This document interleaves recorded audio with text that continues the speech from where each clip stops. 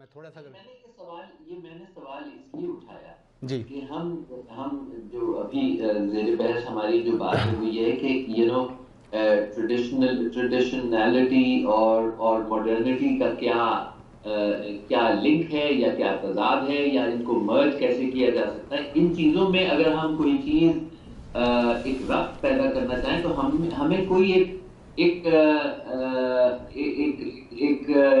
कोई philosophical element या कोई ऐसा ही नुक्ता नजर तो मिलना चाहिए ना कि जो हमें ये रास्ता बताए कि हम इनको कैसे लिंक करें। नहीं, वो रास्ते तो आपने, वो मेरा ख्याल है सेशन हुआ था मुस्लिम रिस्पॉन्सेज टू मॉडर्निटी, जी जी। तो मुख्तलिफ तरह की रिस्पॉन्सेज दी गई। देखना, एक तो ये है कि मैं कहूँ मेरी ये रिस्पॉन्स, मैं ये समझता हूँ, मुझे अपनी सोच में इतनी दिलचस्पी नहीं है ऑनेस्टली। मैं जिस तरह सीरियस बर्कहार्ट में ज़्यादा दिलचस्पी है, या इकबाल के रिकन्स्ट्रक्शन रिलीजियस थाट अगर आप पढ़ें, इकबाल का जो रिकन्स्ट्रक्शन रिलीजियस थाट है वो ट्रेडिशनल मॉडर्निटी की फाइट ही, पूरा टेक्स्ट उसके बारे में।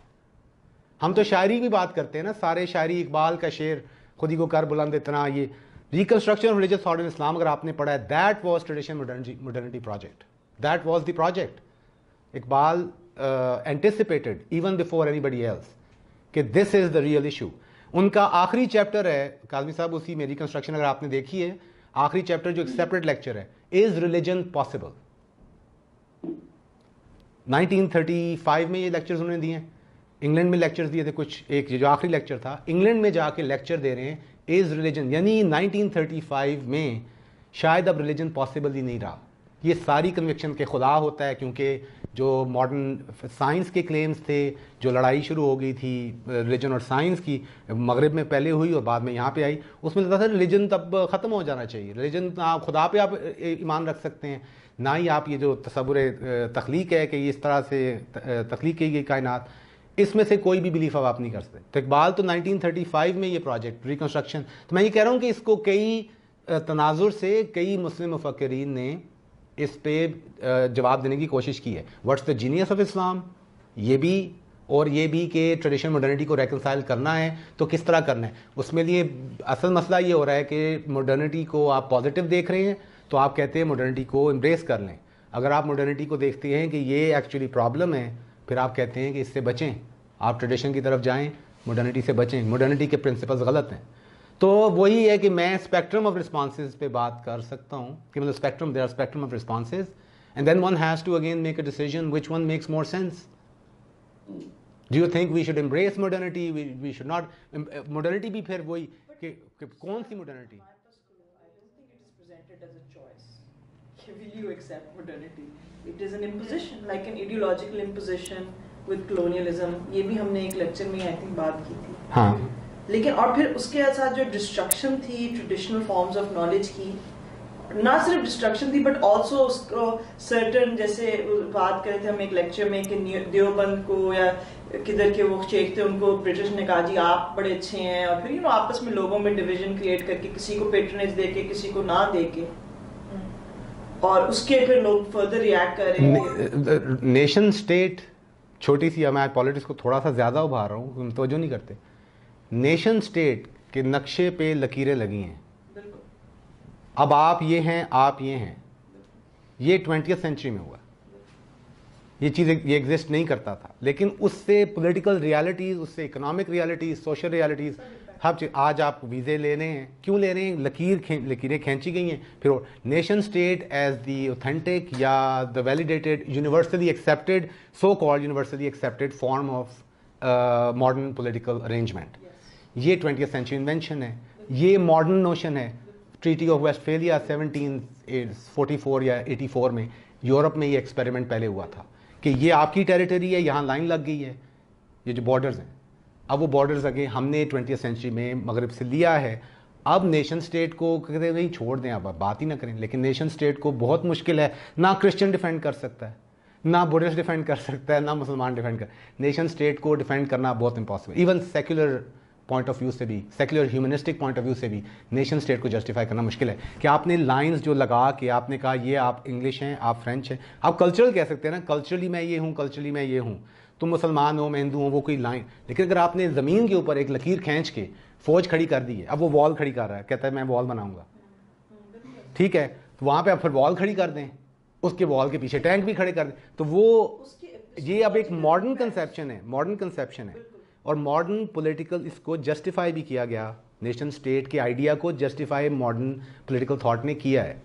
अब क्या हम करेंगे या नहीं, तो मैं दूसरा ये भी एक पॉइंट है कि मॉडर्निटी को एब्स्ट्रैक्ट में बात नहीं करनी चाहिए। अगर आप बात कर रहे हैं पॉलिटिकल मॉडर्निटी की, क्या आप नेशन स्टेट की बात कर रहे हैं, क्या आप डेमोक्रेसी की बात कर रहे हैं, क्या आप पार्लियामेंटेरियन सिस्टम की बात कर रहे हैं, अगर आप इकोनॉमिक्स पे आते हैं आप कैपिटलिज्म की बात करें, सोशलिज्म की करें, कैपिटलिज्म का कौन सा मॉडल है, किस मुल्क के, सेक्युलरिज्म की बात, तो ये हम एब्स्ट्रैक्शन में ना बात करें, कंक्रीट चीज़ कोई हो सामने, तो nation state as a modern political arrangement उसको थियोलॉजिकली चाहे इस्लाम या क्रिश्चियन पॉइंट ऑफ व्यू से आप जस्टिफाई नहीं कर सकते। पर वो तो उनका ब्रेक आई है ना विद सेक्युलरिज्म, जो इनिशियली प्रोटेस्टेंटिज्म, आई मीन जो मार्टिन लूथर की इनिशियली, आई मीन फिर रेफॉर्मेशन, फिर उन्होंने कहा अच्छा नहीं खुदा नहीं है, अब हम एग्जिस्टेंशियलिज्म, इस तरह की सारी लाइक फिलोसॉफिकल मूवमेंट है जिसमें देन दे लाइक अच्छा नहीं ये दुनिया है, दिस इज इट, यही महवर है हमारी एग्जिस्टेंस का truth, and then therefore create a political arrangement that reflects that understanding secularity और सेक्युलरिज्म की। जी, और क्रिश्चियनिटी के यहाँ चूँकि ये इस पर चूँकि हम अभी इब्न खल्दून का तो पढ़ रहे हैं कि खिलाफत की बात करें, क्रिश्चियनिटी एक्सेप्शन है जहाँ पे सेक्युलर और पॉलिटिकल जो सेक्युलर रिलीजियस की डिवाइड थी, पोप होगा रूलर या कि बादशाह होगा, आपके पास दो अथॉरिटी। क्यों?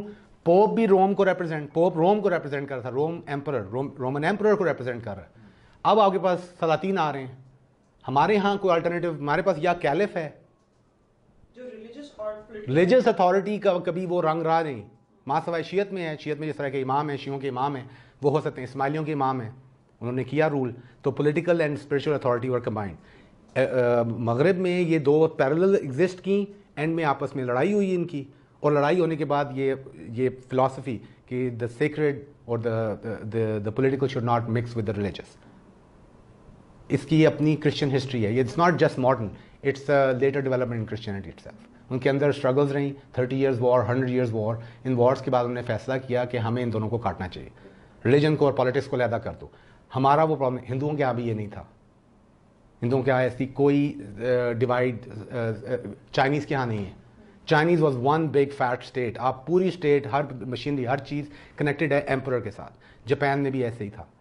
तो ये फिर वो ये exceptions tend to be on the side of modernity. Modernity एक एक्सेप्शनल मूवमेंट है, अब है इधर है, अब आपने क्या करना है आप देख लें, आपने इसको कितना एक्सेप्ट करना है, कर सकते हैं, कितनी आपके पास चॉइस है, लेकिन प्रिंसिपल लेवल पे एटलीस्ट रिकग्नाइज करने की ज़रूरत है कि क्या इन प्रिंसिपल हम एग्री करते हैं, separation of church and state, जो उनका आइडिया है, separation of church and state. अब हमारे पास वो सेपरेशन है भी और नहीं भी, ना हम उधर हैं और ना हम उधर हैं। मुसलमान ट्रेडिशनल मॉडर्निटी ऐसे ही है।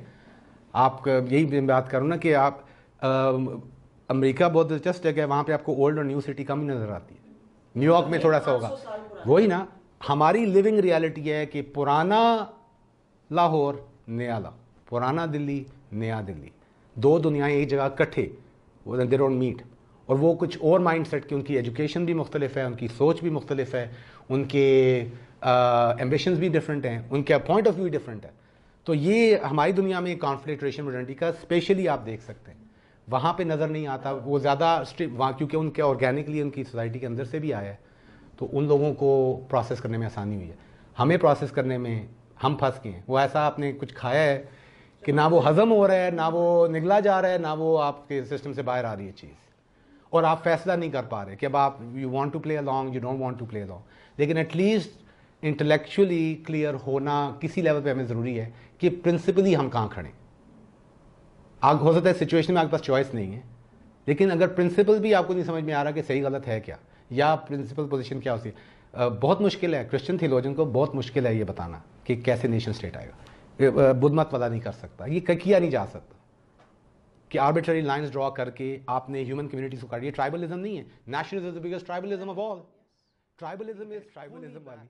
तो इसको देखा जाए कि नेशन स्टेट पे कैसे अप्लाई होती है। अगर इब्न खल्दून रीड कर रहे हो tribalism of the modern nation state, state after state, तो वो कैसे करेंगे? तो वही अब आप उसको एक्सपैंड करें ना, लाइक ट्राइबल बिटवीन ट्राइब्स, अब between countries same thing, you have the same, आपस में लड़े जो बड़ी जो पावरफुल है वो आके। बिल्कुल।